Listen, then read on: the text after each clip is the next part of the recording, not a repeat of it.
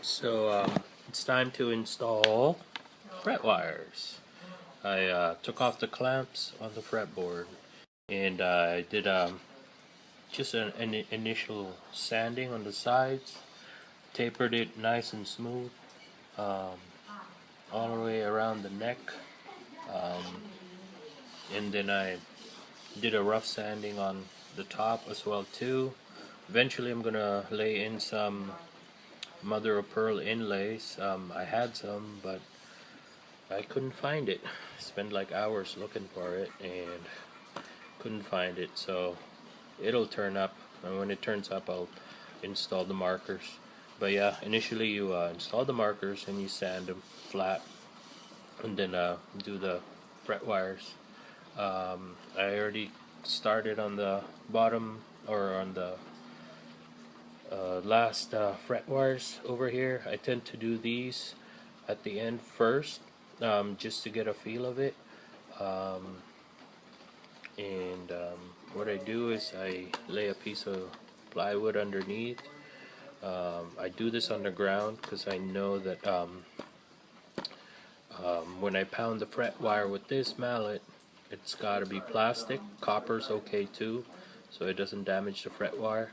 When I pound it, I know that the shock absorbs or does not absorb, so it has to be like a good pounding. So if you have like unstable table, it's probably not a good idea. So I tend to do it on the ground.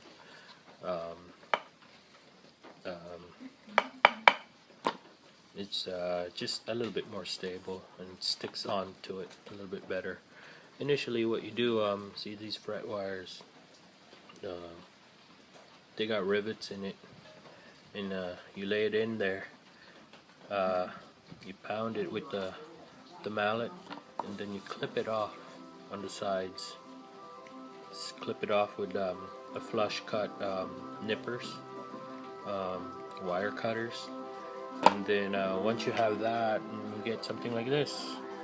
And then eventually you have to file this down, so they tend to be really sharp, and you need to sand it and then file it down and then taper it in,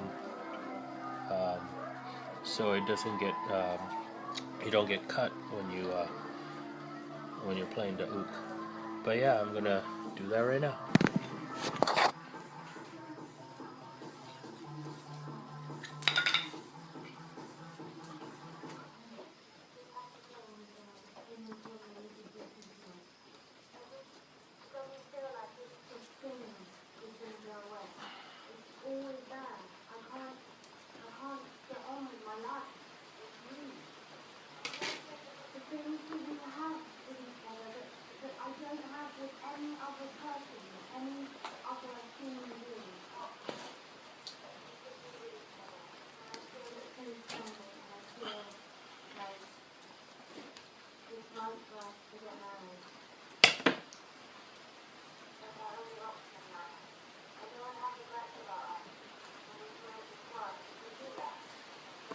So just line it up, make sure that the rivets are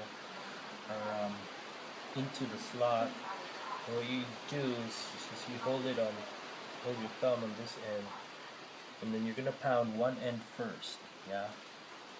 And you do a good tap on it, good hard tap, just so it sticks in, and it's pointing upward like that. You kind of want it to point upward. I do it again, nice and secure. And then and just kind of hold it in the middle, and then you do the other side. You kind of want an arch a little bit. If you have it straight, it tends to spring back up when you try to pop it up straight. So you do one end first, and then the other end, same concept. Hold your thumb in the middle, like that, and it's in. The middle obviously is not in yet, and then you just run it, tap it along. There you go, and it's in.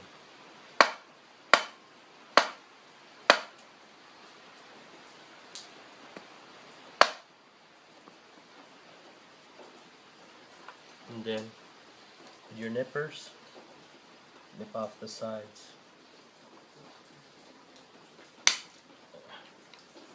And then we'll nip this off later on too. And then I use crazy glue on it. I put a little bit of crazy glue. Once I have it all in there, I just do a little line of it, just to ensure that it's stuck in there. So let me do another one. I will just repeat the same process all the way through the neck. So do one side first. Good hard tap. Yeah, one more. There. Put your thumb in the middle.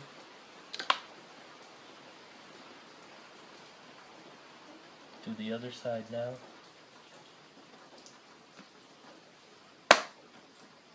There we go. And go in all the way through the middle.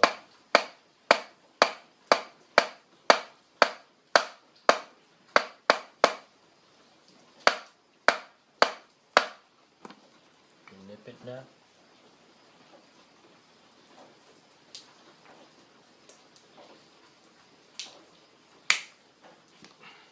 Okay.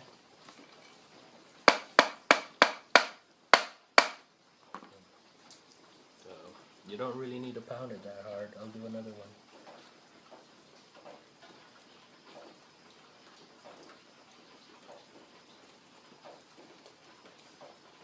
One side first.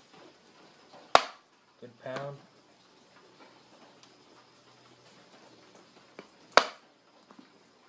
Do the other side. Thumb in the middle. In. Middle's kind of arching a little bit. Pound the middle now. What happens is there's an arch on it. When you do one side, it sticks on one side, and then you do the other side, it arches, and then when you pound it, it straightens it back up again, and once it straightens out, it secures in place. If you do it straight along, thing will pop right up. So nip it. So hope this helps. I don't know what gauge fret wire this is. It's a little thick. I think it's a guitar fret wire, but I just ordered these online. There's no real replacement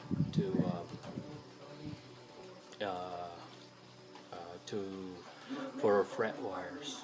You basically need to use fret wires because of the rivets that catches into the groove. People have used galvanized steel or what they call music wire.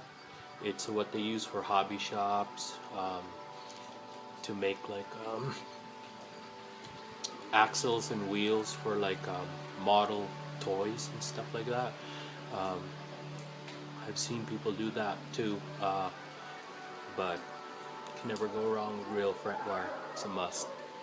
So yeah, hope this helps. So I installed all the frets. Now I need to do is just trim off the edges, and then we'll do some filing on it. You gotta file slanted that way, and then you just gotta file it inward like that, in both ends, and then that's it.